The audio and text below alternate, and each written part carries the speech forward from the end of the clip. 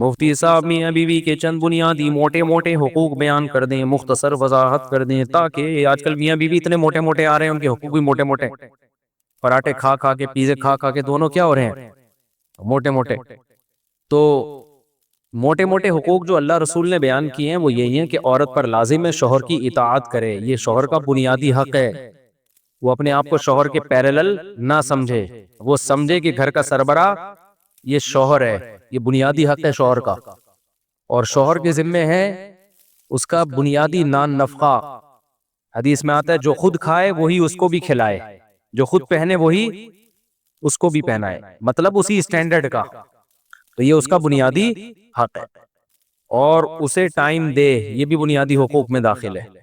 شادی ہو گئی، اس کے بعد مارکیٹ سے بندہ شارٹ، 12 بجے تک گٹر کے ڈھکن پہ بیٹھا رہتا ہے دوستوں کے ساتھ، 2 بجے تک، پھر آتا ہے منہ ادھر کر کے سو جاتا ہے، پھر صبح اٹھ کے آفس چلا جاتا ہے۔ تو اس کو کچھ وقت دینا بھی اس کے بنیادی حقوق میں سے۔ اچھا، جب میں ایسی بات کرتا ہوں تو دل جلے بھی ہوتے ہیں۔ جب میں نے بیان میں بات کی نا بیوی کے حقوق کی، تو کچھ دل جلے شوہروں کے غلط کمنٹس آ رہے ہوتے ہیں۔ جب بیان میں بات کی ہے شوہر کے حقوق کی، کل دل جلی بیویوں کے غلط کمنٹس آ رہے ہوتے ہیں۔ تو بھائی ہر کسی کو غلط شوہر ملتا ہے، کسی کو غلط بیوی ملتی ہے، تو سب ایک جیسے تھوڑی ہوتے ہیں، ہم تو جنرلی اصول بیان کرتے ہیں نا۔ اب جنرلی تو یہی ہوتا ہے میاں ٹائم نہیں دیتا بیوی کو، لیکن بعض دفعہ الٹا ہوتا ہے، میاں آتا ہے گھر میں، وہ چاہتا ہے بیگم کے ساتھ بیٹھوں گپ شپ، بیگم کے ناک پہ ہر وقت مکھی بیٹھی رہتی ہے، وہ ذرا سی باتوں پہ منہ بنا کے بیٹھی ہوتی، وہ ٹھیک ہی نہیں ہو رہی ہوتی کسی طریقے سے۔ تو پھر اس میں تو غلطی کس کی ہے؟ عورت کی غلطی ہے نا۔ بھائی یہ موڈ اچھا کرو یار، تگا آ رہا برا آیا، ذرا سی بات پہ کچھ برا لگ گیا، کچھ دل پہ لے گئی، پوز کچھ سینسٹیو ہوتی ہے، تو پھر آدمی کہتا ہے ان کے ساتھ کیا بیٹھا ہے آدمی ہے، پھر وہ منہ ادھر کر کے سوتا ہے تو اس میں بھی غصہ آ رہا ہوتا ہے۔ تو کہہ رہا نا بھائی میں تمیز سے بات ہو رہی ہے، نہ منہ ادھر کر کے سونے دے رہی ہے، تو جائے کہاں پھر وہ مجھے گالیاں دیتے ہیں کہ ان کے مشورے پہ شادی کی تھی، پھنس گیا میں۔ تو بعض آدمیوں کے دماغ خراب ہوتا ہے، وہ کبھی سیدھا منہ ہوتا ہی نہیں ان کا، جب بھی گھر میں آتے ہیں ٹیڑھے منہ ہی ہوتا ہے ان کا، ناک پہ مکھی بٹھائی ہوئی ہوتی۔ بعض عورتیں ٹیڑھی ہوتی ہیں، تو دونوں ٹھیک، بہت خوش قسمت ہے کہ دونوں کیا ہیں، انسان کے بچے ہیں، بہت ہی کم ہوتا ہے۔ تو اس لیے خود بھی سیدھے ہو جاؤ، اور عورت کو چاہیے وہ بھی کیا کرے بھائی، خوش اخلاقی کے ساتھ گھر میں رہو، چھوٹی موٹی چیزیں ہر گھر میں ہوتی ہیں۔ بیسک یہی ہے کہ بس وہ اس کو چاہیے پراپر ٹائم دے، اور تمیز سے بات کرے، بیگم کی عزت کرے، اس کو محبت سے بات کرے، اور اس کو چاہیے اطاعت کس کی کرے؟ وہ منع کر رہا ہے کسی چیز سے تو چونچرا نہ کرے، کیوں بس منع کر دیا، شوہر نے بول دیا، ختم، نہیں بھائی آپ میرے بڑے ہیں، آپ نے آرڈر کر دیا، میرے لیے یہ کافی ہے۔ اور شوہر آرڈر والا لہجہ بھی اختیار نہ کرے، باندھی تو نہیں ہے نا، ہے تو بیوی، رسپیکٹ کے ساتھ اس کو محبت سے کہہ دیا کرے، بیگم کائنڈلی یہ چیز مجھے بری لگ رہی ہے، کائنڈلی آپ ایسا نہ کریں، یوں کہہ دے، یوں نہیں کہو یہ نہیں کرو وہ نہیں کرو، یہ طریقہ ٹھیک نہیں ہوگا، پھر بھی کچھ نہیں، نصیحتیں جتنی مرضی کر لو، ہونا وہی ہے جو ہو رہا ہے گھروں میں، زندگی کی گاڑی ایسی ہی چلتی ہے بس۔ مفتی صاحب میں نے تیسری شادی کی ہے، میری بیوی نے میرا جینا حرام کر رکھا ہے، وہ آئے دن لڑتی ہے اور کہتی ہے کہ یہ تو گھر آ تجھے پنکھے سے باندھوں گی، تیرا وہ حشر کروں گی، میں کیا کروں، گھر ہی نہیں آؤ، گھر میں پنکھا نکلوا دو، اے سی لگوا دو، کس سے باندھے گی، ورسیاں ختم کر دو گھر میں۔ بھائی یہ دوسری تیسری شادی کے سائیڈ ایفیکٹ ہیں، بس اس کو انجوائے کرو، خود ہی صحیح ہو جاتے ہیں حالات، ان کی کوئی وہ نہیں ہوتی کہ اس طرح سے ٹھیک ہوں گے، بس یہ ٹائم بہترین مرہم ہے، اس میں بس جذباتی فیصلہ مت کرو۔ لوگ ایک دم غصے میں جذبات میں آ کے دھڑ دھڑ طلاقیں، یہ جگلیوں کا کام ہے، سمجھتے ہو؟ جب شہد کی مکھی سے ڈائریکٹ چھتا لگا کے منہ لگا کے شہد پیو گے تو مکھیاں کاٹیں گے، انجوائے کرو اس کو۔ تو خود ہی وقت جو ہے نا بہترین مرہم ہے، اس میں جو برداشت کر لیتا ہے وہ جنگ جیت جاتا ہے، سمجھ رہے ہو؟ وقت بہترین مرہم ہے، اس کو گزارو، ٹائم جتنا گزرے گا حالات سیٹ ہوتے چلے جائیں۔ امریکہ میں منہ بند ہو گیا تھا میرے 4 شادیوں، تھک کر کے نا جیل، امریکہ میں 4 شادیوں کی ترغیب میں منہ روک کے بیٹھا ہوں 2 ہفتوں سے، صحیح ہے؟ دیکھو اپنا ممبر، اپنا پاکستان، سبحان اللہ یار، دے دنادن 4 شادیوں کی بات کرو، کوئی پوچھنے والا نہیں ہے وہاں، تو بھائی کیس بن جاتا ہے، 2 شادیوں کی ترغیب دو کسی کو، اس لیے جو آتا تھا حضرت کتنی شادیاں کر سکتے، میں کہتا چھاؤں میں آ جا بھائی، ادھر نہیں، چھاؤں میں۔ دنیا میں کچھ لوگ بے وقوف ہوتے ہیں، مذہبی لوگوں کو چڑھانے والے، وہ کہتے ہیں ڈنکے کی چوٹ پہ حق بیان کرو جہاں بھی ہو، دنیا میں اس سے بڑا بے وقوف کوئی پیدا وہی نہیں ہے جو موقع بے موقع ہر بات پارسل کر دیتا ہوں. سمجھتے ہو؟ تبلیغ کا کبھی بھی یہ اصول نہیں ہے کہ ڈنکے کی چوٹ پہ جو چاہے بول دو. تبلیغ میں ہمیشہ حکمت مصلحت دیکھی جاتی ہے کہ یہ بات یہاں بولنے کی میں بول دیتا نکال لیتے, تو جو بولنے کی اور چیزیں تھی وہ بول پاتا. جب ایک بات یہاں بیٹھ کے بول سکتا ہوں تو مجھے کیا ضرورت ہے میں وہیں جا کے ممبر پہ بولوں جا کے. ان کو میں بولا چھاؤں میں آ جاؤ یا الفلائیہ آ جانا, یہی بولوں گا, اس کے علاوہ کچھ نہیں بولوں گا. اصل میں ہماری جو ینگ جنریشن ہے نا اس کو غلط گائیڈ کیا جاتا ہے. میں بول دیتا, مجھے ڈیپورٹ کرتے, میرا کوئی نقصان نہیں تھا. مجھے کیا, میں تو یہیں رہ رہا ہوں. مجھے تو جب میں جا رہا تھا نا کسی نے کہا آپ سلپ تو نہیں ہو جائیں گے, میں نے کہا وہ پکڑ کے بٹھا بھی دیں گے نا تو میں بھاگ کے آؤں گا, کیونکہ ہمیں یہاں ہمیں بھائی یہی مزہ ہے ہماری زندگی. ہماری مرغیاں یہاں انڈے دے رہی ہیں, وہاں انڈے بولو, ہماری بکری ادھر دودھ دے رہی ہے, وہاں تھوڑی دودھ دے رہی ہے. تو ہمارا تو دل ادھر ہی لگ رہا ہے پاکستان میں. باقی ہم آپ کو منع نہیں کرتے, آپ امریکہ جاؤ, آپ جاپان جاؤ, لیکن ہر ایک کا اپنا اپنا اسٹائل ہے. تو ہمیں تو یہاں زیادہ مزہ آتا ہے. ملک وہ بھی بہت اچھا ہے بھائی, بلکہ بہت چیزوں میں زیادہ ہی اچھا ہے. تو لیکن ایک اصول ہمیشہ یاد رکھو, حق بات چھپانا, غلط بیانی کرنا اسلام میں حرام ہے. کسی کے ڈر سے آپ غلط مسئلہ نہیں بتا سکتے. خوب سمجھ لو کہ گورنمنٹ کا خوف تھا یا آپ کو کوئی اور ڈر تھا تو عالم نے مسئلہ ہی غلط بتا دیا, یہ ناجائز ہے. خاموشی اختیار کرنا یہ جائز ہے کسی مصلحت کی خاطر.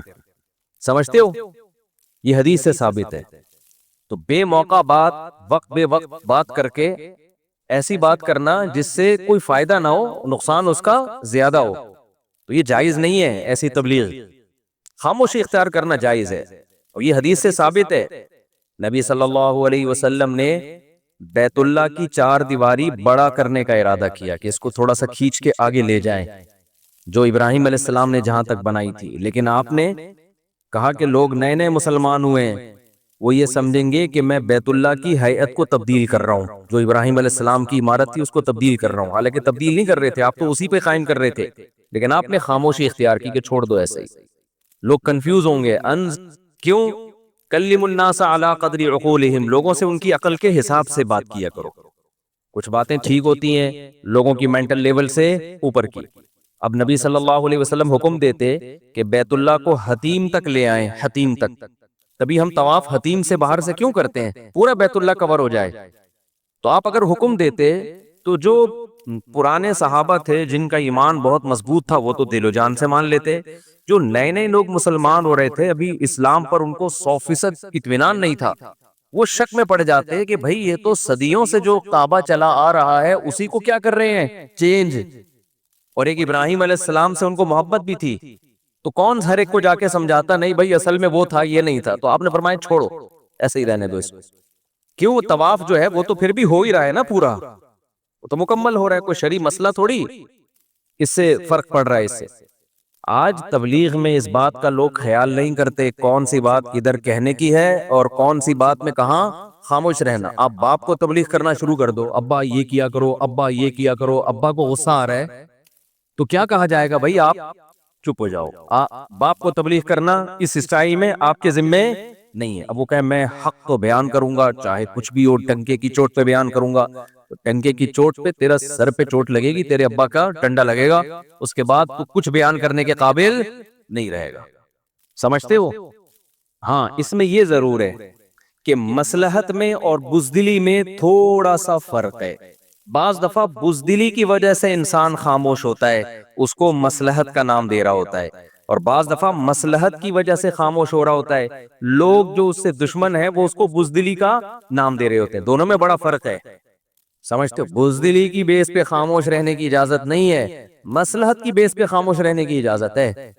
بزدل کا مطلب ڈرتا ہے کہ میرے ساتھ یہ نہ ہو جائے, میرے ساتھ یہ نہ ہو جائے, مجھے یوں نہ کر دیا جائے, مجھے یوں نہ. یہ تو جائز نہیں ہے. ایک ہے مصلحت کہ جو کام آپ کر سکتے ہیں اس سے بھی محروم ہو جاؤ گے تو اس سے نقصان دین کو ہوگا.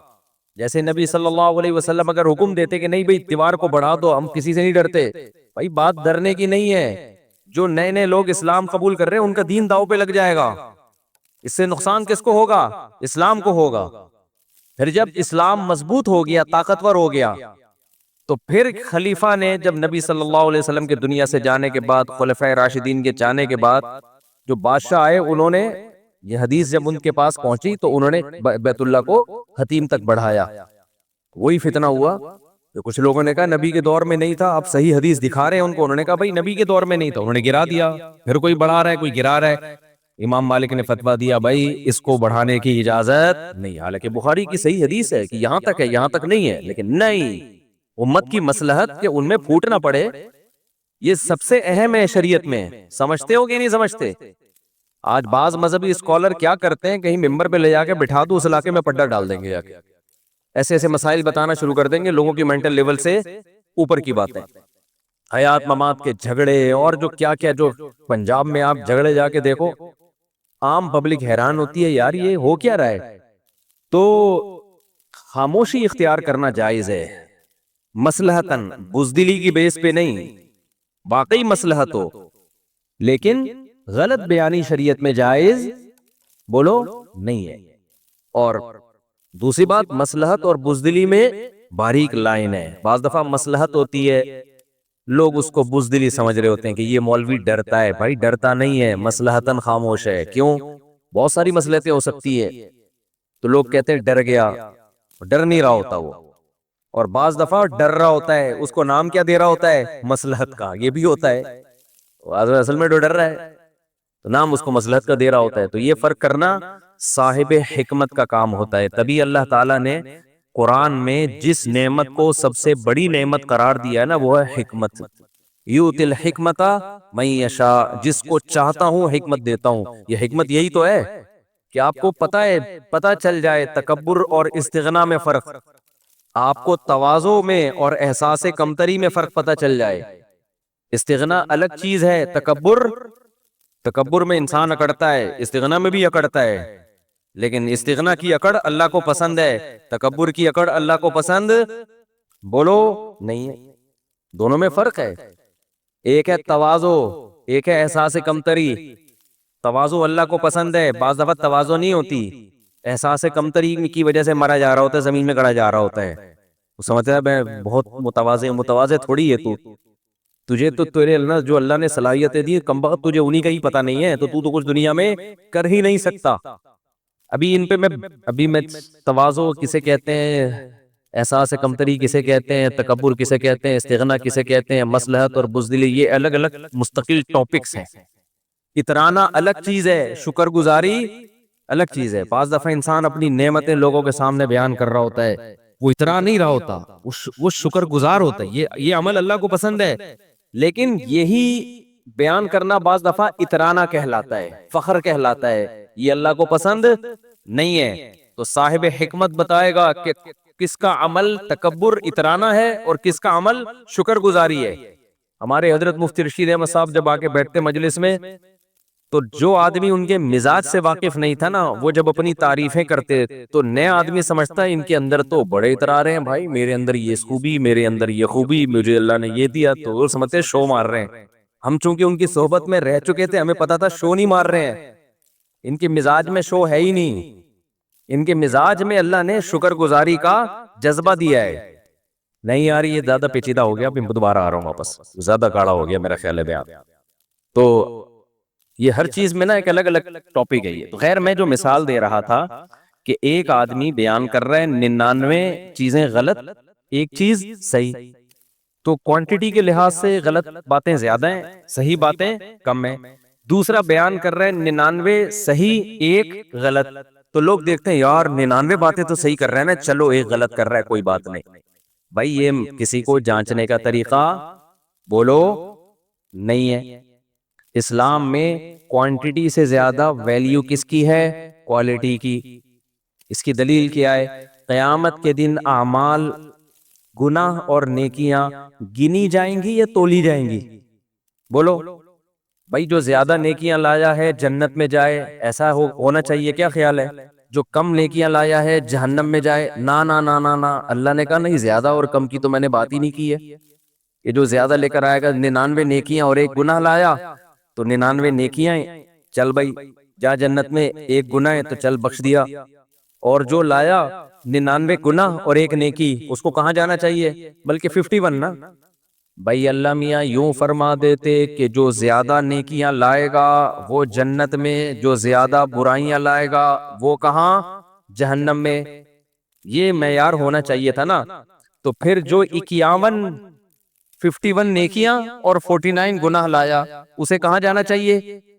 منہ سے یعنی بولنے چاہیے نا 51 نیکیاں اور 49 گناہ، کیونکہ اس کی نیکیاں زیادہ ہیں، گناہ کیا ہے؟ کم ہے۔ تو جو اسکالر 99 صحیح باتیں کر رہا ہے، ایک غلط کر رہا ہے، اسے بھی جنت میں جانا چاہیے نا؟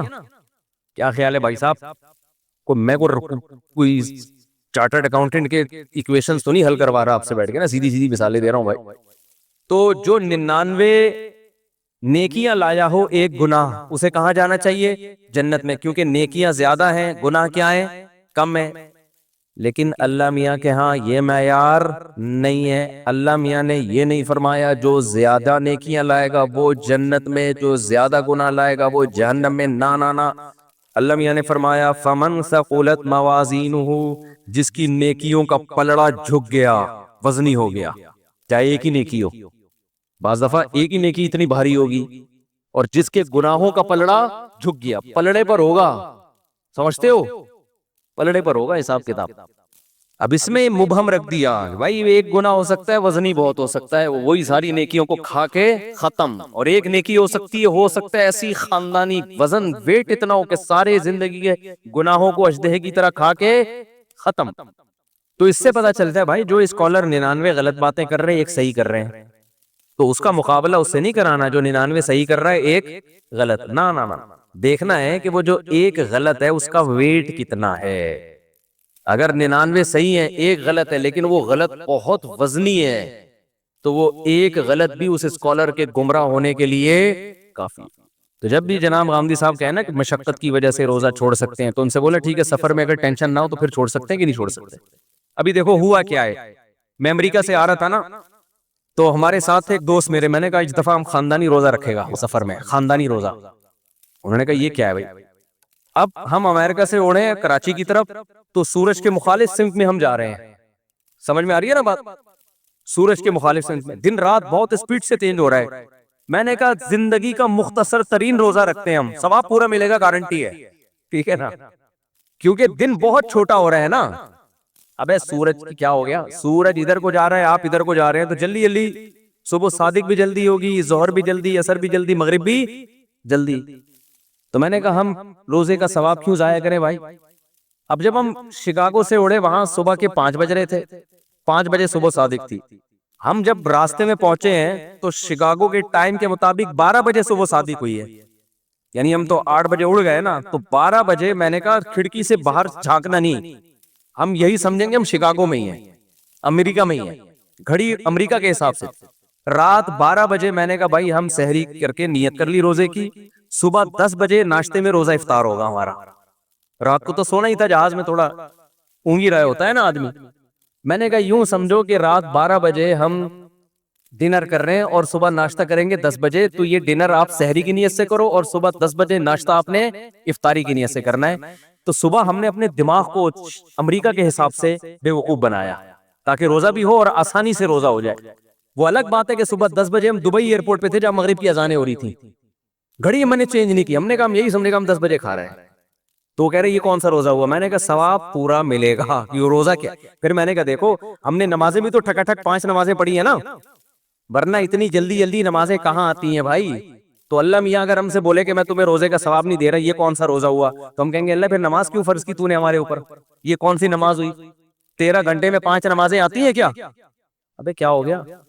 13 گھنٹے میں 5 نمازیں نہیں آ سکتی، ہماری آئی ہیں کیونکہ ہم سورج کے مخالف جا رہے ہیں، ٹھک ٹھک نمازیں آ رہی ہیں۔ تو جب 5 نمازوں کا اللہ ہمیں فرض قرار دے رہا ہے، چھوڑنے پر گناہ دے رہا ہے ان 5 نمازوں کے چھوڑنے پر، تو روزہ رکھنے پر ثواب کیوں نہیں دے گا بھائی وہ؟ تو یہ پیکج ہے بہترین روزہ رکھنے کا۔ ایک صاحب کیا ہوا، یہ جس کو فقہ پڑھا ہوا ہو نا وہ کرے گا یہ عمل۔ بھئی اللہ تعالیٰ نے جب ایک اصول بنا دیا تو ہم اس اصول کے پابند ہیں۔ اب جو لوگ روزہ رکھ کے توڑ دیتے ہیں، گناہ کیا انہوں نے۔ رمضان کا روزہ توڑنے کا کفارہ کتنا ہے؟ 60 روزے لگاتار۔ کتنے؟ علماء کہتے ہیں دسمبر میں رکھو، جون میں رکھنے کی بولو اب کوئی فنٹر بنے کہ میں جون جولائی میں 60 روزے رکھوں گا، ابے تو کیوں اپنے آپ کو بلا وجہ ٹینشن میں ڈال رہا ہے؟ اللہ میاں نے یہ تھوڑی کہا کہ جون جولائی میں رکھو، اللہ میاں نے کہا 60 روزے کمپلیٹ ہونے چاہیے. تو ایسے لوگوں کو ہم مشورہ دیتے ہیں کہ اگر اللہ نے آپ کو پیسہ زیادہ دیا ہے، ناروے چلے جاؤ سردیوں میں، وہاں روزہ رکھو، ٹھکا ٹھک 60 روزے آپ کے کیا ہو جائیں گے، کیونکہ دن بہت چھوٹا ہوتا ہے. لیکن ظاہر ہے یہ غریب آدمی نہیں کر سکتا، تو غریب کے لیے یہی آپشن ہے کہ ادھر دسمبر میں رکھ لے، یا پنجاب میں دن اور سردیوں میں چھوٹا ہو جاتا ہے تو وہاں جا کے رکھ لے. نہیں آ رہی بات؟ تو شرعی قاعدہ ہے بھائی، صبح صادق ہونی چاہیے، غروب آفتاب ہونا چاہیے، دونوں چیزیں ہو رہی ہیں. اب اللہ میاں نے دن 2 گھنٹے کا رکھ دیا، 3 گھنٹے کا، تو یہ ہمارا ہیڈک نہیں ہے بھائی، یہ مسئلہ کس کا ہے؟ اللہ میاں کا. اللہ میاں اگر ہمیں قیامت کے دن کہہ دے کہ تمہیں ثواب نہیں ملے گا اتنے 3 گھنٹے کے روزے سے، 2 گھنٹے کے روزے سے کیا فائدہ، ہم کہیں گے اللہ تو دن بڑھا دیتا ہماری. نہ تو نے ناروے جانے پر پابندی لگائی تھی، ناروے نہیں، کوئی بھی ایسا نا جو ساؤتھ پہ ہو، کوئی سستا ملک ہو، ناروے تو بہت مہنگا ہے، اور نہیں جاؤ، اتنا تو پیسہ کس کے پاس ہوتا ہے، ادھر ہی چلے جاؤ، مری چلے جاؤ، سوات چلے جاؤ، جہاں ٹھنڈے روزے ہوتے ہیں، تو کفارہ ادا ہو جائے گا. سمجھتے ہو؟ نہیں سمجھتے میرا خیال. کفارہ بہرحال ادا، کیونکہ ہم نے اس فارمیلٹی کو جو اللہ کا قانون ہے اس کو پورا کرنا ہے. اب ناروے میں رمضان کے روزے روک رکھتے ہیں نا، 2 3 4 گھنٹے کے روزے ہوتے ہیں، اتنے مختصر روزے، تو آپ کا کیا خیال ہے ان کے روزے نہیں ہوتے کیا؟ اب کوئی کہہ بے اتنے سے روزے سے بہتر ہے نہ ہی رکھو، نہ نہ نہ نہ. جو یہاں گرمی میں روزہ چھوڑنے پر گناہ ہے وہی وہاں سردی میں نہ. اس کو روزہ چھوڑنے کی اجازت اس بیس پہ کہ 2 3 گھنٹے سے کیا ہوتا ہے، نہ ہمیں اس بیس پہ کہ 18 گھنٹے سے کیا ہوتا ہے. صحیح ہے نا؟ رمضان جب آئے گا جتنا مرضی پسینہ نکالے، جتنی مرضی لیندھ ہو. اب دیکھو ناروے میں گرمیوں میں لوگوں نے 20 گھنٹے کے روزے رکھے ہیں. ہمارے دوست کہتے ہیں ہم رکھتے ہیں، ادھر افطاری کی، ادھر عشاء کی اذان ہوئی، ادھر سحری، بس افطاری سحری ایک ہی ہوتی تھی اور فوراً اگلے دن کا روزہ شروع. تو مجھے کہتے تھے مفتی صاحب بہت لمبے روزے ہیں. ابھی جب جون جولائی، یہ جو ہمارے جب جون میں روزے تھے نا، تو ناروے میں روزے بہت لمبے تھے، رکھے ان لوگوں نے. میں ان سے کہتا ہوں، ان کو میں نے کہا بیٹا تم لوگ جو ہے سردیوں میں مزے بھی تو تم نے بہت اڑائے ہیں، سردیوں کے روزے تمہارے 4 5 گھنٹے کے روزے، تو اب گرمیوں کے 20 گھنٹے کے بھی انجوائے کرو. سمجھ رہے ہو؟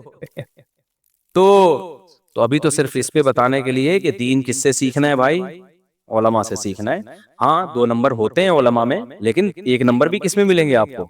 اور یہ نہ دیکھا کرو اتنی باتیں فلاں کی صحیح ہیں، ایک غلط ہو گئی تو کیا ہو گیا بھائی. وہ ایک غلط کی کوالٹی دیکھا کرو، کوانٹیٹی نہ دیکھا کرو. اس کا وزن اتنا بھاری ہوتا ہے نا کہ اس سے اس اسکالر کی حیثیت ختم. رزق کی تنگی کیسے دور کریں؟ رزق میں تنگی ہو تو اس سے کیسے نکلا جائے جبکہ گناہوں سے توبہ بھی کر لی ہو؟ ندیم صاحب انڈیا سے. گناہوں سے اگر آپ نے سچی توبہ کی ہے تو آپ کے لیے خوشخبری ہے، انشاءاللہ اللہ رزق کی تنگی دور کرے گا. وَمَن يَتَّقِ اللَّهَ يَجْعَل لَّهُ مَخْرَجًا وَيَرْزُقْهُ مِنْ حَيْثُ لَا يَحْتَسِبُ. جو اللہ سے ڈرتا ہے اللہ اسے ایسی جگہ سے رزق دیتا ہے جہاں سے اس کا گمان بھی نہیں ہوتا. تو جناب ندیم صاحب آپ نے توبہ کر لی ہے، انشاءاللہ اللہ سے امید ہے رزق کے دروازے کھلیں گے، لیکن آپ نے دنیاوی اسباب بھی اختیار کرنے ہیں، سستی نہیں کرنی ہے. آپ نے رات کو تہجد میں اٹھ کے اللہ سے دعا مانگ لیں اللہ میرے رزق میں برکت دے، اور بزنس ہے یا جاب ہے وہ دیانتداری کے ساتھ تلاش بھی کریں اور کرنے کی کوشش بھی کریں. تو ایسا نہ ہو کہ ہاتھ پہ ہاتھ رکھ کے بیٹھ جائیں، تو یہ پھر اللہ کا کوئی وعدہ نہیں ہے. گفٹ دے کر واپس لے سکتے ہیں کیا؟ کسی کو گفٹ دے کر واپس کرنا جائز ہے؟ میں نے اپنے چھوٹے بھائی کو کچھ چیزیں گفٹ کی تھیں، اس نے انہیں ابھی استعمال تک نہیں کیا بلکہ پھینک کر رکھ دیا، تو کیا میں وہ چیزیں واپس لے سکتا ہوں؟ طارق اقبال بنگلہ دیش سے. اگر وہ استعمال ہی نہیں کر رہا، پھینک رہا ہے، ناقدری کر رہا ہے، تو پھر تو لے سکتے ہیں. ادروائز حدیث میں آتا ہے جو شخص تحفہ دے کے واپس لے تو یہ ایسے ہے جیسے کتا قے کر کے چاٹ لیتا ہے، اپنی ہی قے کو چاٹ لیتا ہے. تو جیسے یہ گندا عمل ہے، ایسے ہی تحفہ دے کے واپس لینا بھی ایک برا عمل ہے. لیکن آپ جو کنڈیشن بیان کر رہے ہیں اس میں لینے کی گنجائش ہے. رات کو سورہ ملک پڑھنے کی فضیلت. میں کافی وقت سے سونے سے پہلے سورہ ملک پڑھ کر سوتا ہوں، کیا ایسا کرنا میرے لیے صحیح ہے؟ سلطان صاحب یو پی سے. جی بالکل صحیح ہے، رات کو سورہ ملک عشاء کے بعد پڑھنے کی فضیلت ہے، اور ایک روایت میں آتا ہے عذاب قبر سے حفاظت ہوتی ہے تو پڑھنا چاہیے. شوہر اور سالی کے غیر ضروری تعلقات. میری بڑی بہن کے شوہر بیرون ملک میں ہیں، تقریباً 3 4 سال ہو گئے ہیں. ان کا کوئی بھی کام ہوتا ہے تو میرے شوہر سے کرواتی ہے، یعنی میری بڑی بہن کے شوہر یعنی ان کی بہن ان کے شوہر سے جو بھی کام ہو گھر داری کا وہ کرواتی ہیں. کبھی خود بھی ان کے ساتھ چلی جاتی ہیں. پہلے میں نے کچھ نہیں کہا لیکن بعد میں مجھے کھٹکا ہوا تو میں نے اس سے منع کر دیا, لیکن اس کے باوجود یہ سلسلہ جاری رہا.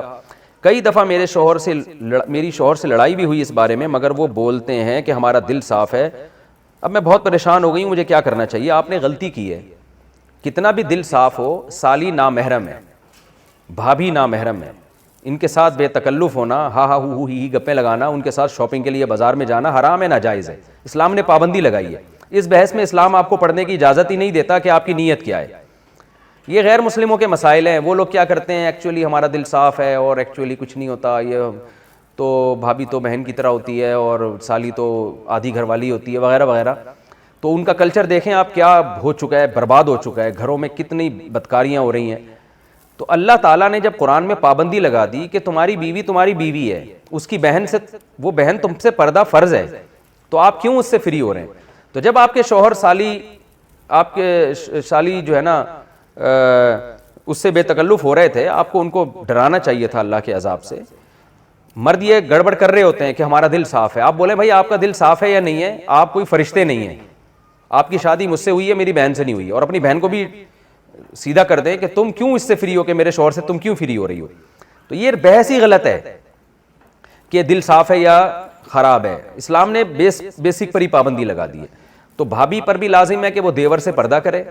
الحمدللہ میں نعمت کے طور پہ بیان کر رہا ہوں, شو مارنے کے لیے نہیں. میں اس لیے بیان کر رہا ہوں کہ لوگ کہتے ہیں کہ یہ آج کل ممکن ہی نہیں ہے جوائنٹ فیملی میں پردہ. تو ہم 4 بھائی ہم گھر میں اکٹھے رہتے تھے. ہمارے والد صاحب کا گھر تھا, 200 گز کا گھر تھا, کوئی یہ بھی نہیں کہ 1000 گز کا کوئی بنگلہ ہو. 200 گز کے گھر میں ہم 4 بھائی اور چاروں کی زوجات بھی رہتی تھی. اللہ کا شکر ہے ہم نے کبھی ہماری بھابیاں ہمارے سامنے نہیں آ کے بیٹھی. ہم رہے ہیں, کئی سال اکٹھے رہے ہیں. بھابیاں ہم سے پردہ کرتی تھیں, میری زوجہ میرے بھائیوں سے پردہ کرتی ہیں, حالانکہ ہم سب بھائی بے تکلف ہیں. لیکن ایسا الحمدللہ نہیں ہوتا تھا, اب بھی نہیں ہوتا کہ بیٹھے ہوئے ہیں اور جناب فری ہو رہے ہیں, بھابھی سامنے آ کے بیٹھ گئی اور گپے مار رہے ہیں. ہمیں تو حیرانگی ہوتی ہے یہ گھروں میں کیا ماحول چل رہا ہے, کیا بیہودگی والا ماحول ہے. تو بالکل غلط ہے. اس کو ٹھیک ہے, میں نہیں کہہ رہا کہ سارے غلط ہیں. کوئی بھابھی دیور سے بے تکلف ہو رہی ہے تو اس کی نیت خراب ہے. میں نیتوں پہ ڈاکے نہیں ڈال رہا, نہ میں شبہ کر رہا ہوں. لیکن اسلام نے ایک ضابطہ اصول بیان کر دیا ہے کہ نامحرم از نامحرم. آپ کی بہن ہے, اس سے بے تکلف ہوں, اپنی خالہ سے پھپھی سے بے تکلف ہوں, اپنی بھانجی سے, بیٹی سے, سوتیلی بیٹی سے, یہ آپ کی بیٹیاں ہیں, پوتیاں, نواسیاں, یہ آپ کی اولادیں ہیں. اس کے علاوہ آپ کسی عورت سے فری نہیں ہو سکتے, ہا ہا ہو نہیں کر سکتے. ممکن ہے لوگ کہیں مفتی صاحب آپ بھی تو سما ٹی وی پہ فری ہو رہے تھے. وہ بہت لوگوں نے اعتراض کیا نا, تو میں جس سے جو میرا انٹرویو لے رہی تھی نا سما ٹیلی ویژن پہ, وہ میرے سامنے نہیں تھی اور مجھے نہیں پتا تھا انہوں نے دوپٹہ لیا ہوا کہ نہیں لیا ہوا. میرے سامنے ایک موٹی موٹی مونچھوں والا آدمی بیٹھا ہوا تھا. تو اس لیے اس کو یہ کہنا کہ سامنے بیٹھ کے کسی لڑکی سے فری ہو رہا ہوں, یہ الزام غلط ہے. تو بہرحال آپ کو چاہیے اب آپ اپنے شوہر کو پابندی لگا دیں, بولیں یہ چیزیں میں برداشت نہیں کروں گی. آپ جتنے بھی نیک ہیں, آپ کو میری بہن سے فری ہونے کی اجازت نہیں, اور اپنی بہن کے بھی اسکرو تھوڑے ٹائٹ کریں, آپ اس کی شادی کروائیں تاکہ اپنے گھر میں جائے اور یہ فساد نہ بچائے یہاں پہ. تو میرے بھائی یہ جو گورا جس عیاشی کی طرف جا رہا ہے نا, اس عیاشی میں آپ کو نیچرل چیزوں کا مزہ کیا ہو جائے گا, خراب, برباد. بیوی بچے ہی اچھے نہیں لگتے آج کل لوگوں کو. میں اکثر ایک واقعہ سناتا ہوں کسی گاؤں کا. اکثر ہم 2 مہینے نا پہلے جایا کرتے تھے مدرسے میں, جب گاؤں میں جیسے کوئی بڑے استاذ ہیں ان سے عربی گرامر کی پریکٹس کرنے 2 مہینے ہم گزار کے آتے تھے. تو ہمارے ایک دوست تھا, پٹھان تھا, اس کی شادی ہوئی بھی تھی, 2 مہینے سے وہ گھر نہیں گیا. ہم تو کمارے چھڑے چھاٹ تھے. جب ہم واپس آ رہے تھے نا, کوئٹہ کی طرف آ رہے تھے ہم اس گاؤں سے, وہ گاڑی بھگا رہا ہے, ایسے لگ رہا ہے 20-30 بندوں کو نا درمیان میں کچل دے. ہم نے کہا بھائی کیا ہو گیا؟ کہہ رہے یار میری شادی ہوئی ہوئی ہے, ابھی 2-3 سال ہوئے ہیں میری شادی کو, اور 2 مہینے سے میں گھر نہیں گیا. تو اس کی یہ کیفیت بیگم سے ملنے کی, ہمیں ڈر یہ تھا کہ ایسا نہ ہو کہ گاڑی لے کے گھر کو توڑتا ہوا چلا جائے, کمرے میں گھس جائے گا. اس وقت ہمارے استاذ بیٹھے تھے, انہوں نے کہا دیکھو حلال پر اکتفا کا فائدہ. یہ کیا فائدہ ہے کہ یہ آدمی نظر کی حفاظت کرتا ہے, فحش فلمیں نہیں دیکھتا, لڑکیوں سے اس کی دوستی نہیں ہے. اس کو بھوک لگ رہی ہے تو گھر کی دال اس کو بولو اچھی لگ رہی, بھاگ رہا ہے. اب شادی شداؤں کا حال کیا ہے, بیوی سے جان چھڑا کے بھاگ رہے ہیں کہ یار یہ پتہ نہیں کیا متھے لگ گئی ہے میرے, ایک مصیبت ٹینشن پال لی ہے ہم نے. آپ کہہ سکتے ہو کہ مزے تو آ رہے ہیں نا اس کو ادھر ادھر منہ مارنے کے، او بھائی یہ مزے تھوڑے دن کے ہیں. یہ مزے کیا ہیں؟ تھوڑے دن کے. دیکھو ایک مثال دیتا ہوں آپ کو میں. اللہ نے نا انسان کو ایسا بنایا ہے کہ آپ تھوڑی ٹینشن اٹھاؤ گے نا، یہ ٹینشن آپ کے سکون کا ذریعہ بنتی ہے. پورا سسٹم، پورا نظام ہمارا اسی اصول پہ چل رہا ہے. جو آرام طلب ہوتے ہیں، جو سکون کے پیچھے بھاگتے ہیں، ان کو کبھی بھی سکون نہیں ملتا. کل میں ورزش کر رہا تھا تو ورزش کر کر کے حالت ظاہر ہے آدمی تھک جاتا ہے، اور گرمیوں میں کراچی کی ابھی حبس کتنا ہو رہا ہے، پسینہ بہت نکلتا ہے. تو میرے ساتھ جو میرے 2-3 شاگرد تھے، میں نے ان سے کہا دیکھو ہم 1 گھنٹے کی یہ ٹینشن اٹھاتے ہیں، اس کے بعد 23 گھنٹے ہمارے مزے کے گزرتے ہیں. ہوتا ہے کہ نہیں ہوتا؟ مغرب کے بعد میں جا رہا تھا نا تو مجھے سستی ہو رہی تھی، یار کوئی اور کام کرو، پھر جاؤ یہ ڈنٹ پہ لو بیٹھ گئے، اور اتنی ٹینشن والا کام ہے، وزن اٹھاؤ بلا وجہ 1 گھنٹہ آپ کا گیا. یہ شیطان بہکاتا ہے نا انسان کو. لیکن کیا ہوتا ہے جب آپ 1 گھنٹہ ایکسرسائز کرتے ہیں، وہ ٹینشن ہے، اس میں کوئی انٹرٹینمنٹ کی کوئی چیز نہیں ہے، مصیبت میں ڈال رہے ہو اپنے آپ. کتنے فائدے 23 گھنٹے تک حاصل ہوتے ہیں. پہلا فائدہ، بھوک دبا کے لگتی ہے. یہ جو کیلے کا ملک شیک ہے نا، میں عام حالت میں 1 گلاس بھی نہیں پی سکتا، مجھے بلغم اور بدہضمی ہوتی ہے. لیکن میں جم سے جب ہو کے آتا ہوں پورا جگ بھر کے، ویسے 2 انڈے اس گرمی میں کھا کے دکھاؤ، کیا خیال ہے کوئی کھا سکتا ہے اس گرمی میں؟ آپ جب ایکسرسائز کر کے آتے ہو، نڈھال ہو رہے ہوتے ہو، اتنا جگ بھر کے پیتے ہو آپ، وہ مزہ، وہ بھی تو مزہ ہے نا. پھر اس میں آپ کھجوریں بھی ڈال لو، پستے بھی ڈال لو، بادام بھی ڈال لو، سارے. ایک تو مزہ بہت آتا ہے 1-1 گھونٹ پینے میں، اور باڈی میں ایسا جذب ہوتا ہے غائب. 2 گھنٹے بعد یا 1 گھنٹے بعد پھر بھوک لگنا شروع ہو جاتی ہے. یہ لذت یہ بغیر ورزش کی ملے گی آپ کو؟ نہیں ملے گی. اس کے بعد دوسرا مزہ کیا؟ دبا کے مزے کی نیند آتی ہے انسان کو. وہ ایسا مزہ آ رہا ہوتا ہے بستر پہ سونے میں، وہ ایک اپنا مزہ. صبح ناشتے میں بھی بھوک ڈبل ہو جاتی ہے سارا دن. اور پھر آپ کے جو باڈی کا فگر بننا شروع ہوتا ہے، وہ دیکھ کے ویسے انسان کو اچھا لگتا ہے کہ یار میں آڑا ترچھا نہیں ہو رہا، ورنہ ٹیڑھا میڑا، کوئی ادھر سے نکل رہا ہے، کوئی ادھر سے دائیں بائیں جا رہا ہے، ایک کولا ادھر کو جا رہا ہے، دوسرا ایسا لگ رہا ہے یہ دوسرا کولا کسی سے ادھار لیا ہوا ہے، اس کا اپنا نہیں ہے. یہ ایک اپنا ہے، دوسرا کسی سے ادھار لیا ہوا ہے اس نے. آڑا ترچھا. اس کے بعد بھوک بھی نہیں لگ رہی، کھایا جا رہا ہے، شوگر اوپر جا رہی ہے، تھوڑے دنوں میں شوگر کا مریض، بلڈ پریشر، 20 قسم کی بیماریاں.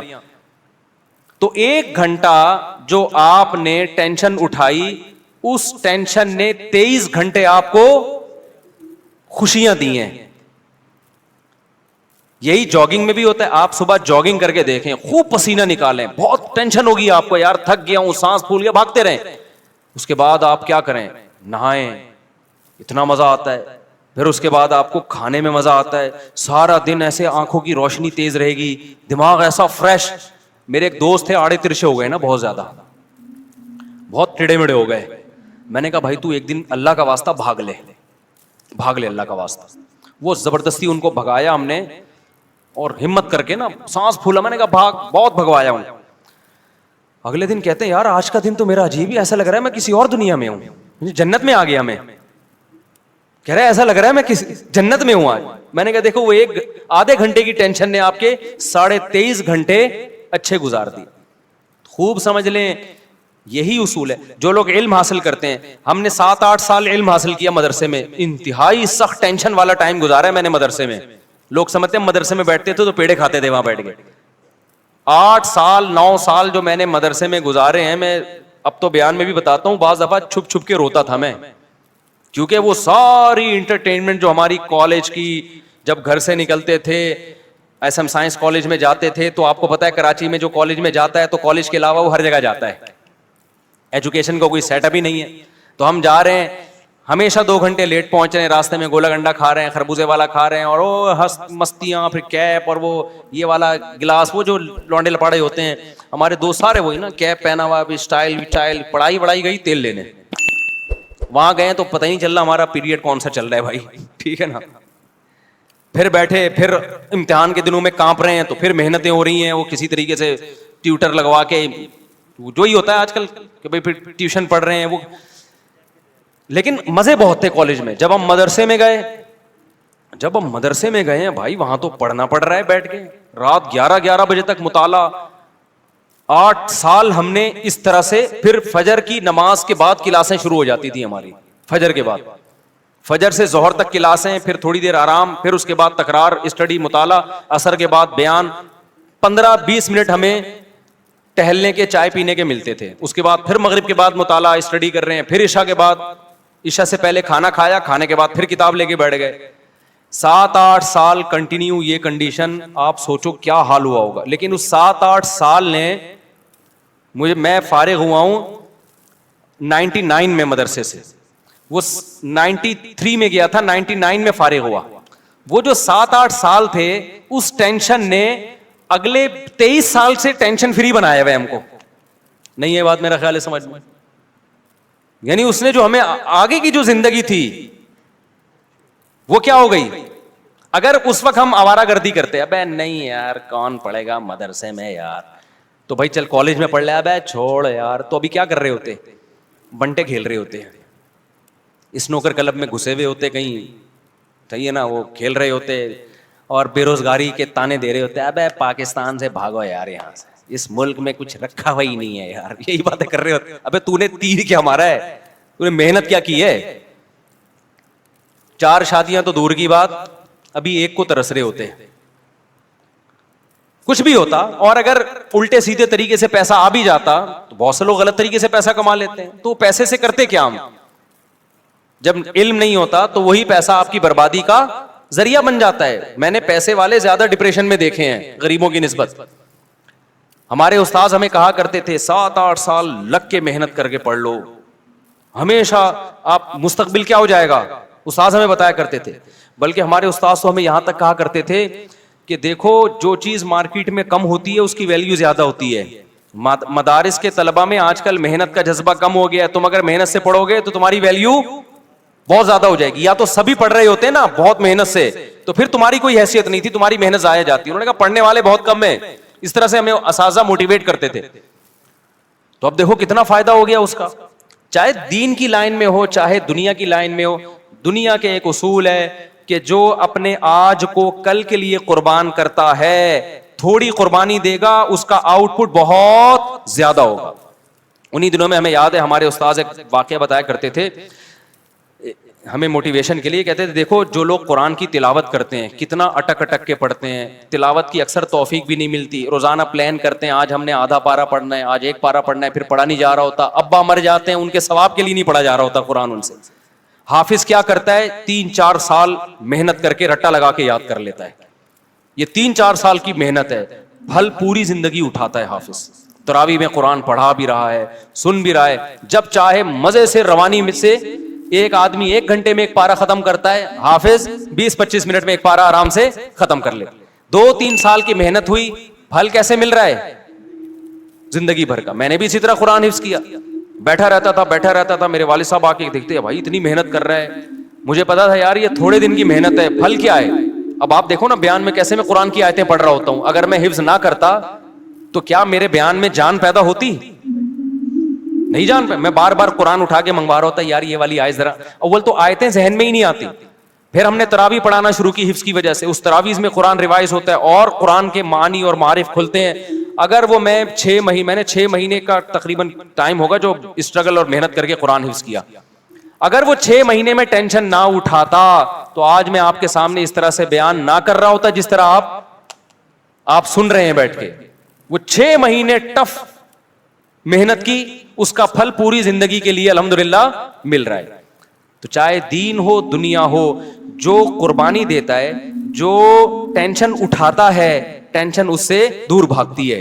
اور جو سکون کی تلاش میں سکون کے پیچھے بھاگتا ہے، سکون آگے آگے اور یہ پیچھے پیچھے. تو جسمانی ورزش کا بھی یہی ہے. آپ 24 گھنٹے میں ایک ٹائم نکال کے اپنے آپ کو تھکاتے ہو، جس ٹائپ کی محنت ہوگی نا اسی ٹائپ کا آپ کو بدلہ ملے گا. آپ جسم کو تھکا رہے ہو، جسم ریلیکس ہوگا. آپ دماغ کو تھکا رہے ہو، دماغ ریلیکس ہوگا. خواہشات کو کچل رہے ہو، خواہشات پوری ہوں گی آپ کی.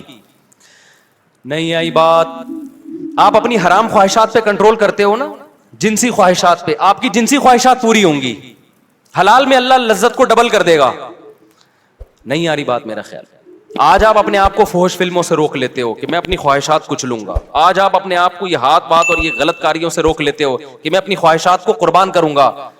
تو یہ قربانی وقتی ہے. لیکن اس کی جو اثر ہے وہ ہمیشہ قائم رہے گا. ایک ڈاکٹر سے میری بات ہو رہی تھی, وہ یہی بات کر رہے تھے, نہیں ایکچولی یہ ڈپریشن اسٹریس ٹوپی ڈرامے نا. میں نے کہا ڈاکٹر صاحب مجھے ایک بات بتاؤ, میرے جاننے والوں میں ایک بزرگ 80 سال کے, کتنے, جو برائیوں سے ہمیشہ, بزرگ تھے نا, بزرگ کا مطلب برائیوں سے بچتے رہے, نماز کے پابند, اور نظر کی ہمیشہ انہوں نے حفاظت کی, اپنی بیوی سے انہوں نے ہمیشہ وفا کی, کوئی میڈیکل سائنس کے ٹوٹکے اور نسخے ان کو معلوم نہیں, کوئی حکیموں سے اسپیشل ان کا تعلق نہیں. 80 سال میں انہوں نے دوسری شادی کی ہے اور ان کے اولاد ہوئی ہے. نہیں آئی میرا خیال ہے بات سمجھ میں. میں نے کہا یہاں تو میڈیکل سائنس کیا ہو رہی ہے, فیل ہو رہی ہے.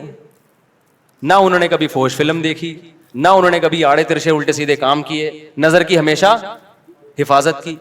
ان میں اتنی پاور کہاں سے آ گئی؟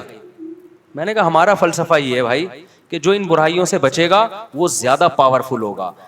ہاں وقتی طور پہ ٹھڑک کا پیدا ہو جانا, یہ تو جو جتنے گناہ کرتا ہے اس کی ٹھڑک بڑھتی ہے, وہ ٹھڑک اور چیز ہے میرے بھائی, اور طاقت اور قوت ایک الگ چیز ہے. آج کل ٹھرکیوں کو سمجھا جا رہا ہے کہ یہ بڑے پاورفل ہیں, کہ کہیں بریکیں ان کی فیل ہو گئی ہیں. تو اس لیے فطرت سے کبھی مت لڑو. دیکھو اسلام کبھی ایسی چیز کا آرڈر آپ کو نہیں کرتا جو آپ کی صحت کے لیے نقصان دہ ہو, کبھی بھی نہیں کرے گا. اسلام نے اگر ایک چیز پہ پابندی لگائی ہے تو اس کا مطلب یہی ہماری صحت کے لیے بھی مفید ہے, یہی ہمارے دماغ کے لیے بھی مفید ہے. اب جو ہومو سیکسولیٹی کو ہماری سوسائٹی میں پروموٹ کیا جا رہا ہے, یہ ہوا کیا ہے, 1990 تک کہا جاتا ہے کہ امریکہ میں یہ جو لڑکوں سے بدفعلی کا شوق ہے یہ ایک نفسیاتی بیماری سمجھا جاتا تھا, اور ہے بھی بیماری. بعد میں اس کو کیا کر دیا انہوں نے, لیگل. کیوں کر دیا؟ اس لیے کہ اتنے زیادہ بیمار پیدا ہو گئے کہ اب ان کے حقوق کے تحفظ کی فکر پڑ گئی ان لوگوں کو. کل ایک فیس بک پہ کوئی تصویر شاید 2 لڑکیوں نے انڈیا میں کہیں شادی کی آپس میں, ایک کو لڑکا بنا دیا اور ایک کو لڑکی بنا دیا, اور یہ خوش ہو رہے ہیں کہ یار ہم اسی طرح سے مطمئن ہیں. آپ اس طرح سے تھوڑے دن تک سیٹسفائی ہو گئے, لیکن نہ آپ کو اولاد ملے گی, نہ آپ کو اولاد کی خوشیاں, اور نہ آپ کو وہ محبت ملے گی جو میاں بیوی میں ہوتی ہے. 2 لڑکے آپس میں وہ محبت کر نہیں سکتے, 2 لڑکیاں آپس میں وہ محبت کر نہیں سکتی, وہ ملے گی نہیں. اس سے آپ ڈپریشن میں جاؤ گے. ان لوگوں میں خودکشیوں کا ریشو بہت زیادہ ہے. تو ہم تو جانتے ہیں بھائی علماء کو, صلحاء کو. ابھی دیکھو سعودی عرب میں ایک خبر آئی ہے کہ 90 سال کے بزرگ نے ایک 18 سال کی لڑکی سے شادی کی ہے. یہ پوسٹ چلی ہے, اس پہ لوگ بڑا مذاق بھی اڑا رہے ہیں. اب مجھے نہیں پتا اس لڑکی نے کیا دیکھ کے 90 سال کے بزرگ سے شادی کر لی. ہم سے مشورہ لیتی تو ہم کہتے بھائی اتنے سارے لوگ یہاں بیٹھے ہوئے ہیں, 20 سال کے بھی, 22 سال کے بھی, تو وہ ایک الگ کہانی ہے. میں اس کے وہ نہیں کر رہا کہ 90 سال والے کو 18 سال سے کرنی چاہیے یا 18 والے کو, وہ ایک الگ کہانی ہے, اس پہ بہت کچھ پہلے کہہ بھی چکا ہوں میں. لیکن اس 90 سال کے جو بابا ہیں, متشرع ہیں, دیندار ہیں, اس کا مطلب بھائی دینداری میں کوئی تو خاص چیز ہے کہ یار کہ 90 سال میں آپ کیا کر رہے ہو, 18 سال کی لڑکی سے آپ میں شادی کا جذبہ ہے. تو یہ دین, مذہب, نظر کی حفاظت, یہ پائیدار لذتوں کا ذریعہ ہے.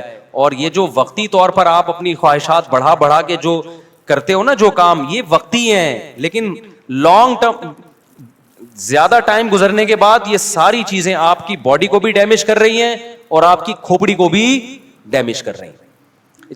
ایک بات بیان کر کے بس پھر میں اپنے اصل ٹاپک کی طرف آتا ہوں, بات کو سمیٹتا ہوں. ایک بات خوب سمجھ لیں, میں یہ بات بیان کر رہا تھا کہ ہمارے ڈاکٹر لوگ کہتے ہیں کہ بھئی یہ تو سارے ہی کرتے ہیں. یہ بات بالکل غلط ہے. میں مانتا ہوں کہ اب بہت سے لڑکوں نے یہ کرنا شروع کر دیا, لیکن یہ نیچرل نہیں ہے. یہ لڑکے لڑکوں سے سن کے کرتے ہیں یا فحش فلمیں دیکھ کے.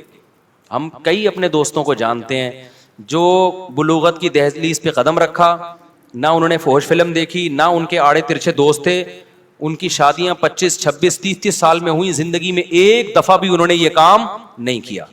تو یہ نیچرل نہیں ہے. ہاں یہ ضرور ہے کہ جب آپ سنتے ہو یا فحش فلمیں دیکھ کے اپنی خواہشات کو بھڑکاتے ہو, پھر آپ کے پاس کوئی راستہ پورے کرنے کا ذریعہ نہیں ہوتا, پھر آپ اس طرف آتے ہو. پھر جب ایک دفعہ آ گئے, پھر 2 دفعہ, پھر 3 دفعہ, پھر لت پڑ جاتی ہے. پھر آپ بجائے اس کے کہ آپ اس کو کہو کہ یہ نیچرل نہیں ہے, بلکہ آپ اس پہ نیچر کا لیبل لگاتے ہو. یہ کیا ہے بھائی, یہ تو نیچرل ہے. میں ایک مثال دیتا ہوں آپ کو. دیکھو حضرت عثمان ابن مظعون رضی اللہ تعالی عنہ ایک صحابی تھے. ان سے حدیث مروی ہے, صحیح حدیث ہے, وہ فرماتے ہیں ہم جب سفر پہ جاتے ہیں نا تو اپنی بیویوں سے ہم دور ہو جاتے, تو ہمیں بہت زیادہ شہوت کا غلبہ ہوتا ہمارے اوپر. تو ہم نے رسول اللہ صلی اللہ علیہ وسلم سے اجازت مانگی کہ گناہ کا خطرہ ہے ہمیں, کہیں زنا میں نہ پڑ جائیں, آپ ہمیں اجازت دیں کہ ہم اپنے آپ کو نامرد بنا لیں, کوئی آپریشن کر کے یا کوئی دوا کھا کے, تاکہ ہم برائی سے بچیں. تو نبی صلی اللہ علیہ وسلم نے فرمایا نہ, یہ کام کرنے کی تمہیں اجازت, نامرد بننے کی اجازت. کیوں؟ فرمایا تزوج الودود الولود, تم نکاح کی طرف جاؤ, مجبور ہو کے نکاح کرو تاکہ تمہاری اولاد ہو. اللہ نے اتنی شدید خواہش اس لیے رکھی ہے تاکہ تم مجبور ہو کر کس کی طرف جاؤ, نہ چاہتے ہوئے بھی نکاح کرو تم. آپ مجھے بتاؤ ان کے لیے کتنی ٹینشن تھی, وہ اپنے آپ کو خسی کرنا چاہ رہے تھے, شدید ٹینشن میں ہوں گے نا, لیکن نہ ان کا خیال آیا کہ بھائی میں ہینڈ پریکٹس کے ذریعے اپنے آپ کو ڈسچارج کر لیتا ہوں اور اپنی ٹینشن کو میں ختم کر لیتا ہوں. نہ پیغمبر نے ان کو کوئی مشورہ دیا. کیوں؟ عرب اس چیز سے واقف نہیں تھے, یہ تھا ہی نہیں. تبھی ہمیں, میں جب اس کے خلاف بات کرتا ہوں نا, ہینڈ پریکٹس کے خلاف, تو بعض لوگ کہتے ہیں اس کے ناجائز ہونے کی کوئی دلیل نہیں ہے, کوئی حدیث نہیں ہے. بھائی حدیث اس لیے نہیں ہے کہ صحابہ میں یہ عمل تھا ہی نہیں, وہ جانتے ہی نہیں تھے. یہ تو لوط علیہ السلام کی قوم نے لڑکوں سے بدفعلی کی ہے تو قرآن نے اس کو ذکر کر دیا, ورنہ عربوں میں یہ لڑکوں سے بدفعلی بھی نہیں تھی. کوئی ایک واقعہ ہمیں نبی کے دور میں نہیں ملتا کہ کسی نے یہ کام کیا ہو, حالانکہ بت پرستی تھی, شرک تھا, سب کچھ. یہ نیچرل نہیں ہے. ان چیزوں کی طرف انسان جب جاتا ہے جب غلط طریقے سے اپنی خواہشات کو بھڑکا رہا ہو اور حلال کا آپشن اس کے پاس بند ہو چکا ہو. دیکھو بھوک آپ کو لگ رہی ہو, روٹی نہ ملے تو پھر آپ کے سامنے جو چیز آئے گی, ایک وقت کوئی گٹکا بھی رکھا ہوگا نا, آپ کھا لو گے اس کو, آہستہ آہستہ آپ کو گٹکے کی عادت پڑ جائے گی. پھر آپ کو روٹی میں وہ مزہ نہیں آئے گا جو کس میں آئے گا, گٹکے میں مزہ آئے گا. تو ہمارے نبی صلی اللہ علیہ وسلم نے نہیں کہا کہ اس طرح سے, کہ بھئی یہ تو ہے ہی نہیں, یہ تو نیچرل ہی نہیں ہے. تو اس لیے اپنے آپ کو ان تمام برائیوں سے بچائیں, اور اگر خدا نخواستہ کسی سے برائی ہو جاتی ہے, عادت پڑ چکی ہے, تو میں ایک طریقہ بتاتا ہوں عادت چھوڑنے کا. یہ اتنی لمبی تمہید میں نے اس لیے باندھی ہے کہ ڈاکٹروں نے دماغ ایسا کھوپڑی نوجوانوں کی خراب کر دی ہے کہ پہلے نوجوان یہ برائی کر کے توبہ کرتے تھے, علماء کے پاس آتے تھے کہ یار ہمیں کوئی طریقہ بتائیں, ہم یہ برائی چھوڑیں. اب ڈاکٹروں نے اتنا پروموٹ کر دیا, بعض ڈاکٹروں نے, ساروں کی بات نہیں کر رہا, کہ اب لوگ کہتے ہیں اس کو چھوڑنے کی ضرورت ہے ہی نہیں ہے. بھائی کیا ضرورت ہے بھائی اس کو ہم چھوڑ دیں, کوئی ضرورت ہی نہیں ہمیں اس کے چھوڑنے کی. تو پہلے یہ سمجھے کہ یہ نقصان دہ ہے. اب چھوڑنے کا طریقہ کیا ہے؟ دیکھو کسی کام کو کرتے رہنے سے کرنے کی عادت پڑتی ہے, چھوڑتے رہنے سے چھوڑنے کی عادت پڑے گی. سب سے پہلا کام تو فوراً سے پہلے نکاح. اس میں بعض جعلی حکیم ڈراتے ہیں کہ ابے تم تو لٹ گئے, تم تو برباد ہو گئے, تمہیں تو اتنا نائٹ فال ہو گیا, تم تو یوں دن میں 6 دفعہ کرتے ہو, بیوی کے قابل رہے نہیں ہو. اور بھائی اگر ڈیلے کر دیا نا تو اور نقصان ہوگا. فوراً نیچر پہ آ جاؤ, اس سے اس برائی کو چھوڑنے میں کیا ہوگی, آسانی ہوگی. آہستہ آہستہ آہستہ جب چھوڑے رکھو گے نا, آہستہ آہستہ آہستہ آہستہ نیچر, آپ اپنی نیچر پہ چلنا شروع ہو جاؤ گے. جیسے غلط چیز کرنے سے غلط کی عادت پڑتی ہے تو چھوڑنے سے چھوڑنے کی عادت ہو جاتی ہے. کتنے لوگ ہیں گٹکے کھاتے ہیں, چھوڑ دیتے ہیں تو کیا ہو جاتے ہیں. میں ایک دوست کا واقعہ سناتا ہوں نا, اس کو کوئی بہت خطرناک نشے کی عادت پڑ گئی تھی. اس نے مجھے خود اپنا واقعہ سنایا, کہہ رہا مجھے عادت پڑ گئی تو اتنا خطرناک نشہ تھا. کہتے ہیں یہ جو لوگ کہتے ہیں نا ہم سے نشہ نہیں چھوٹتا, جھوٹ بولتے ہیں. کہتے ہیں میں نے کیا کیا, اپنے آپ کو کسی کمرے میں گھر میں نا 6 مہینے کے لیے بند کر دیا. میں نے کہا ایسی کی تیسی گھر سے باہر ہی نہیں نکلوں گا, حتیٰ کہ جمعہ بھی نہیں پڑھنے جاتا تھا. کہہ رہے میں مجھے پتا تھا جمعہ پڑھنے گیا نا وہی پرانے دوست جو نشہ کرتے ہیں وہ مل جائیں گے, پھر مجھے نشے کا شوق ہو جائے گا. 6 مہینے کہہ رہے میں نے گھر کے اندر ٹینشن میں گزارے, کسی کام کے لیے گھر سے باہر نہیں نکلا. 6 مہینے کے بعد وہ خطرناک نشہ چھوڑ گیا. کہہ رہے میں بہت ڈپریشن میں آتا, صرف پاگلوں کی طرح میری کیفیت ہو جاتی. میں نے کہا مر جاؤں گا نہیں کھاؤں گا. آہستہ آہستہ باڈی کو سے وہ نشے کے اثرات کیا ہو گئے, ختم. اب ماشاءاللہ فٹ فاٹ ہے, آپ اس کے چہرے کی رونق دیکھو آپ حیران ہو جاؤ گے. تو اسی طرح یاد رکھو, جو کام یہ جو غلط طریقے سے یہ جو فحش فلمیں دیکھتے ہیں لوگ, یا اپنے آپ کو اپنے ہاتھ سے اپنی خواہشات پوری کرتے ہیں, یہ بھی اصل میں ایک جسمانی بیماری ہے, دماغی بیماری ہے. اس کو بھی کیسے چھوڑا جائے گا کہ یہ کام کرنا چھوڑ دو. ایک دم نہیں چھوٹتا, آہستہ آہستہ چھوڑو. میں آپ کو ایک نسخہ بتاتا ہوں. ہمیشہ ایک کام کیا کرو کہ جب بھی آپ سے یہ گناہ ہونا اپنے آپ کو سزا لازمی دو. سمجھ رہے ہو؟ کسی کو ہاتھ سے خواہش پوری کرنے کی عادت ہو گئی ہے, کسی کو فوش فلمیں دیکھنے کی عادت ہو گئی. گناہ کر کے اپنے آپ کو ایسے نہ چھوڑو بے لگام. آپ نے کیا کرنا ہے, جب آپ سے گناہ ہوا آپ نے کوئی جرمانہ رکھ لو اپنے اوپر, یا نفلی روزہ رکھ لو کہ میں 2 روزے رکھوں گا, 1 روزہ رکھوں گا. وہ ہر آدمی کی عادت کتنی ہے اور وہ کتنی سزا افورڈ کر سکتا ہے, اس کی ہر ایک کی اس میں الگ کنڈیشن. میں بار بار واقعہ سناتا ہوں. ہمارے ایک دوست کو سگریٹ کی عادت پڑ گئی کینیڈا میں. انہوں نے کیا کیا, میں نے ان سے کہا بھائی جب بھی سگریٹ پیو نا, آپ نے اس وقت 10,000 کی بڑی ویلیو تھی پاکستانی, 7-8 سال پرانا واقعہ ہو گئی. میں نے کہا 10,000 روپے جو ڈالر کے حساب سے پاکستانی 10,000 بنتے ہیں, وہ آپ نے صدقہ کرنے ہیں. لیکن میں نے کہا یہ صدقہ چھوڑنا نہیں ہے آپ نے. 10,000 ان کے لیے بہت بڑی رقم نہیں تھی, وہ چاہ رہے تھے کہ میں زیادہ دوں. میں نے کہا نہیں زیادہ نہیں, زیادہ میں یہ ہوگا کہ آپ دو گے نہیں, تھوڑی رقم ہو. وہ کیا کرتے, جب سگریٹ پیتے 10,000, جب سگریٹ پیتے 10,000. مجھے انہوں نے کہا میری تو عادت چھوٹ نہیں رہی. میں نے کہا یہ 10,000 دیتے رہو آپ, اس سے یہ ہوگا کہ گناہ کرتے رہنے سے نا گناہ کی کوانٹٹی بڑھتی ہے, کم از کم بڑھے گی نہیں. جتنی پی رہے ہو نا اتنی رہے گی. ابھی اس کو یہاں بریک لگا لو بس, یہ بھی بہت ہے. ابے جو گناہ کرتے ہیں دن میں 10 دفعہ 4 دفعہ 6 دفعہ, تو آپ کا کیا خیال ہے, یہی ہوتا ہی ہے کہ جو ہاتھ سے خواہش پوری کرتے ہیں پھر فلموں کی طرف بھی وہی جاتے ہیں, پھر فلمیں دیکھ دیکھ کے لڑکیوں سے دوستی کی طرف جائیں گے, پھر دوستیوں کی وجہ سے آگے زنا کی طرف جائیں گے. میں نے کہا یہ جو آپ نے اپنے آپ کو سزا دینا شروع کر دی ہے, اس کا پہلا فائدہ یہ ہوگا کہ یہ گناہ یہیں تک رہے گا, آپ اس سے آگے یہ سگریٹ تک ہی رہے گا, چرس کی طرف نہیں جاؤ گے آپ. ابے کیا ہو گیا آپ لوگ کی سمجھ, چرس آپ میں سے کوئی چرس ورس تو نہیں پیتے نا بھائی. یہ تمام گناہوں کے بارے میں پہلا نقد فائدہ کیا ہو گیا, بڑھے گا نہیں گناہ. ورنہ یہ جو ہاتھ سے خواہش پوری کرتے ہیں نا, یہ یہاں تک نہیں رہتے, یہ اس سے اگلے سٹیپ کی طرف جاتے ہیں. انسان یہ جو گورا پہنچ گیا نا, وسیم سے شادی اور غفار سے شادی ہو رہی ہے گوروں کے یہاں, یہ اس لیے کہ زنا کر کر کے تھک چکے ہیں. یہ روزانہ نئی نائٹ کلب میں لڑکی, اب یہ تھک چکے ہیں, بھی کہہ رہے ہیں کچھ اور چاہیے. تو اب کچھ اور کے چکر میں پتہ نہیں کیا کیا کر رہے ہیں, یہ تو ممبر پہ بتایا ہی نہیں جا سکتا.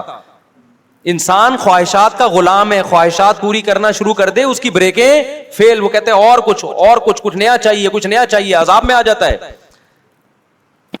حل اس کا یہ ہے کہ آپ کو لذت چاہیے نا, آپ کو کھانے کی لذت چاہیے, آپ 2 ٹائم ناغا کر لو, کھانا کھانا چھوڑ دو. آپ تیسرے ٹائم پہ آپ کو دال میں وہ لذت محسوس ہوگی. ہم روزہ رکھتے ہیں, افطاری میں مزہ آتا ہے کہ نہیں آتا, لیکن گورے نے جو فلسفہ دیا ہے نا کہ نہیں اب کچھ اور کھاؤ, اب کچھ اور, اب کچھ اور, اب کچھ اور, تو بھائی اس کی تو کوئی حد ہی نہیں ہے. خواہش پوری کرنا چاہتے ہو تو خواہشات کو قربان کرنا پڑے گا. آپ چاہتے ہو مجھے کھانے میں مزہ آئے تو کھانا چھوڑ دو ایک ٹائم. ابے نہیں آ رہا نا, کیا ہو گیا, دیکھو جس دن رات آپ چاہتے ہو مجھے کھانے میں خوب مزہ آئے تو اس دن دوپہر کے کھانے کا ناغا کر دو. یہ نہیں ہو رہا آج کے شہوت پرست انسان سے, سمجھتے ہو. اب آپ نے کیا کرنا ہے, اپنے اوپر جرمانہ لگانا ہے آپ, یا روزہ رکھنے کا یا پیسوں کی صورت میں. اس کا پہلا, میں نے ان کو کہا کہ 10,000 روپے صدقہ کرنا نہیں چھوڑنا. وہ مجھے بتاتے میں نے سگریٹ پی 10,000, میں نے سگریٹ پی 10,000. ظاہر ایک حد ہوتی ہے نا. اس کے بعد سگریٹ پینے سے پہلے خیال آیا بھائی 10,000 کی رہنے دے, بچا لے 10,000. تو دن میں جو 20 پیتے تھے وہ 20 سے آہستہ آہستہ کتنی ہو گئی, 10. لیکن شیطان مسلسل لگا رہتا ہے. شیطان کہتے ہیں تیرا صدقہ کرنے کا کوئی فائدہ نہیں ہو رہا, تو یہ سمجھ لو یہ شیطان آپ کو ورغلا رہا ہے, فائدہ ہو رہا ہے, فوراً آپ کو نظر نہیں آ رہا. ہوتے ہوتے 10 سے 5 پہ, 5 سے 1 پہ, اور اس کے بعد چھوٹ گئی وہ. تو یہ چھوٹے گا گناہ بشرطے کہ آپ اپنے آپ کو سزا دیں, کیونکہ پہلے کم ہوگا. پہلے تو یہ ہوگا کہ مزید آگے کی طرف نہیں جائیں گے, اس کے بعد ہو سکتا ہے سال لگ جائے, 1.5 سال لگ جائے, پھر اور کم ہوگا. ہوتے ہوتے ہوتے آہستہ آہستہ یہ ختم ہو جائے گا. سمجھ میں آ رہی ہے کہ نہیں آ رہی؟ تو اپنے آپ کو اگر نفس اور شیطان کے حوالے کر دیا نا آپ نے, کیا بھائی بس ہم سے نہیں چھوٹتا. کیونکہ جو لڑکے یہ برائی کرتے ہیں فوش فلموں کی, اور یہ وہ کہتے ہیں یار یہ ہم سے نہیں ہوتا. کئی لوگ آئے ہیں میرے پاس, کہہ رہے ہم توبہ کر لیتے ہیں, بہت زیادہ 1 ہفتہ بچتے ہیں, اس کے بعد پھر ہم پہ خواہش سے جو ہے نا بھوت سوار ہو جاتا ہے, پھر ہم برائی میں پڑ جاتے ہیں. تو بھائی آپ اپنے آپ کو سزا دو, برائی میں پڑ جاؤ, پھر سزا دو, پھر پڑ جاؤ, پھر سزا دو. آہستہ آہستہ کیا ہوگا, اور حلال کی طرف بھی جاؤ, تو آہستہ آہستہ انشاءاللہ یہ برائی کیا ہو جائے گی, ختم ہو جائے گی.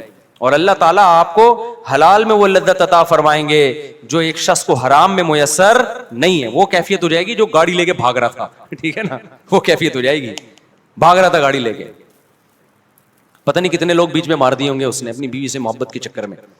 تو آج عورتوں کا ایک موٹیویشن اسپیکر ہے, ان کا ایک بیان میں نے سنا, وہ کہہ رہے تھے کہ جب مرد گھر میں آتا ہے تو آج کل بیوی مرد کے لیے تیار ہی نہیں ہوتی, ایکچولی غلط ہے یہ. تو مجھے خیال ہوا کہ یار ان کو سوسائٹی کا پتہ نہیں ہے, آج کل الٹا معاملہ ہے. یہ پہلے زمانے میں ہوا کرتا تھا کہ مرد جب گھر میں آتا تھا بیگم تیار نہیں ہوتی تھی, اس کے لیے پسینے والے کپڑوں میں بیٹھی ہوتی, مرد کو غصہ آتا. آج کیا ہو رہا ہے, بیگم چاہتی ہے کہ مرد کی توجہ ملے, مرد کو وہ اچھی نہیں لگتی. میرے پاس کتنے کیسز آئے ہیں بھائی خواتین کے.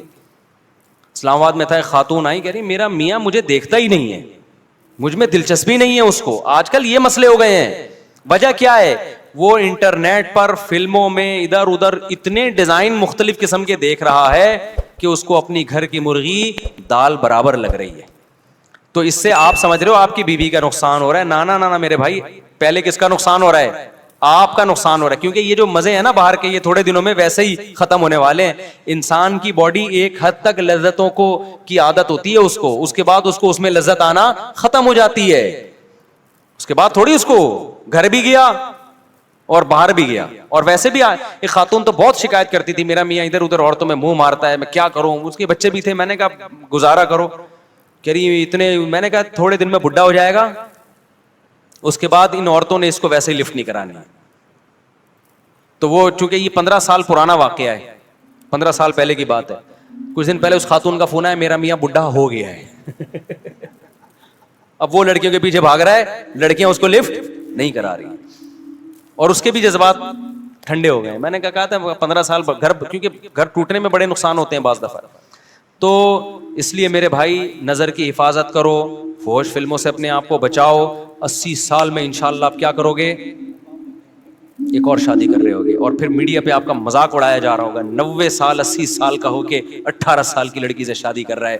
وہ مذاق بنتا ہے نہیں بنتا, میں اس پہ تبصرہ نہیں کروں گا, لیکن بہت سے لوگ آپ سے آ کے پوچھ رہے ہوں گے یار ہانڈی میں ڈالتے کیا ہو, کھاتے کیا ہو. وہ میں نے واقعہ سنایا تھا نا ایک طائف کے قاضی کا. ہمارے استاذ طائف میں تھے, سعودی عرب میں طائف نہیں ہے, وہاں کے ایک بوڑھے جج تھے. تو ججوں کا بڑا تجربہ ہوتا ہے, نئے نئے کیس آتے ہیں.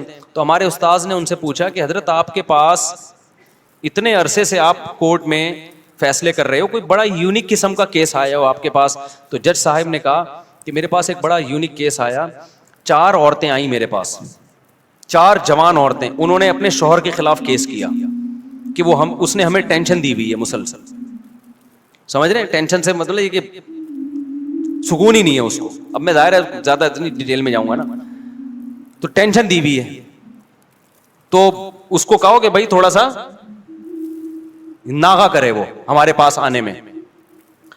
تو جج صاحب کہتے ہیں ہمارے استاذ کو بتانے لگے کہ میں نے سوچا کہ بلاتے ہیں, کوئی ہوگا, کوئی بہت ہی کوئی ایتھلیٹ ہوگا, کوئی بڑا ہی پہلوان ہوگا. کہہ رہے میں نے بلایا تو بڈھا آدمی کمر جھکی ہوئی اس کی, لاٹھی لے کے آ رہا ہے نا, ایسے کڑک تھا آدمی تھا نا, ایسے آ رہا ہے.